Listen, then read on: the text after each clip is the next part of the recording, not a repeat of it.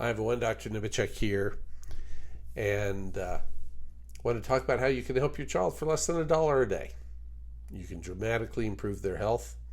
You can make often attention deficit go away, lessen depression, anxiety, improve developmental function, and it's with using our protocol, the Nemechek protocol. So in kids, you basically just need inulin powder, some olive oil every day, and some fish oil every day. And well, you'll need a copy of the book, so you can, even if you want to do it on the cheap, you can get that for $1.99. Our ebook version outlines how I treat a wide range of conditions, from autism and developmental delay, POTS, PANS, and for the young kids, the cost is less than $1 a day.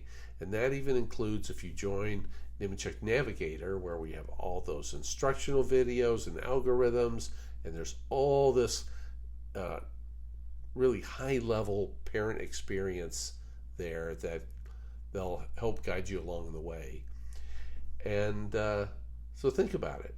Fish oil, olive oil, and some inulin once a day is usually all it takes to help lower inflammation enough in your child to help their nervous system to recover, help them be more focused, happier, more successful. Give it a shot. There's no reason you shouldn't.